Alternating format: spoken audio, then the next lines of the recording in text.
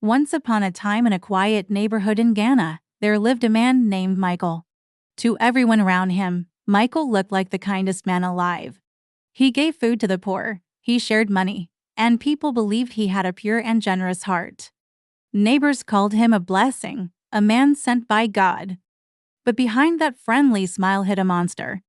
Michael was not who he appeared to be. He owned many phones, and late at night he used them to chat with young women online. He promised them love, wealth, and luxury. When they finally agreed to meet him, he gave them drinks laced with drugs.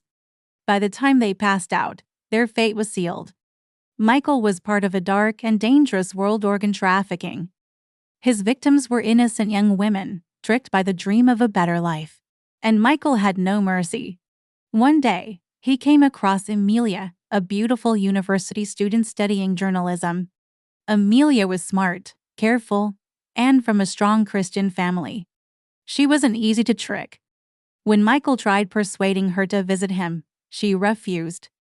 That single no ruined a big deal Michael had promised his clients.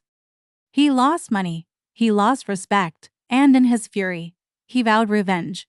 No woman has ever refused me before, but Amelia did.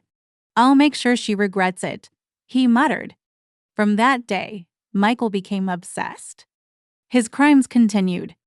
To meet demand from his buyers, he began locking women in his guest quarters, keeping them alive until he was ready to kill. During one of his so-called charity visits, a struggling pregnant woman begged him for help. Her husband had abandoned her, and she thought Michael was her only hope. He agreed, but only if she followed him to the city. Desperate, she said yes. What she didn't know was that she had just walked into the lion's den. Michael threw her into the corridors with the others. When she cried endlessly, he got annoyed. In his rage, he chose her as the next victim. Before her death, she cursed him, saying he would one day pay for all his evil. Michael killed her and sent her body parts to his clients. But still, Amelia remained his main target. To win her trust, Michael pretended to be madly in love. He sent her gifts, money, and sweet words. Amelia wasn't impressed, but her friend Nora kept encouraging her. Finally, Amelia agreed to date him, but with caution. One evening, they planned to meet at the city terminal. Michael refused to give his address, insisting he would pick her up. But just as Amelia waited, she got a call that her younger sister had been in an accident. She rushed to the hospital, missing the meeting. Michael was furious, but when she explained, he calmed himself and decided to wait for the perfect time. That moment came a few weeks later when Amelia surprised him with a weekend visit. Michael, though busy with his dark deliveries, picked her up and brought her home. At night, Amelia couldn't sleep. Strange noises echoed outside, curious and uneasy. She followed the sounds to the guest quarters. What she saw nearly froze her blood. More than 50 women were tied up inside, blood stained the floor. The stench of death filled the air. Some women were weak and wounded, others lifeless.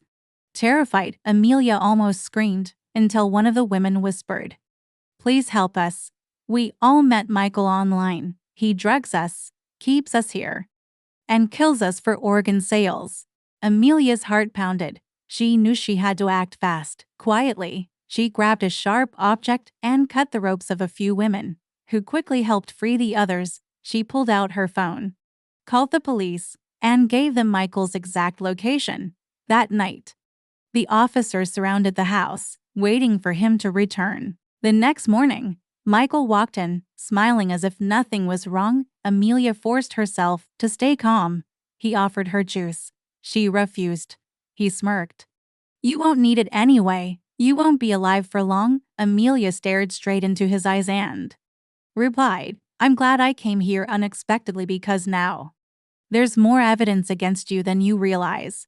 Suddenly, the police stormed in and handcuffed Michael for the first time. His smile disappeared. Amelia looked at him and whispered, "Now, who's the foolish one?" Michael was arrested. During interrogation, he confessed everything and exposed his accomplices. In the end, they were all sentenced to death by hanging. Amelia, on the other hand, turned her pain into purpose. She founded an organization to educate and empower young women, teaching them how to avoid predators like Michael. And that is how one brave girl brought down a monster hiding in plain sight. Thank you for watching. Don't forget to subscribe, hit the notification bell, and share your thoughts in the comments section. Until next time, stay safe, and God bless you.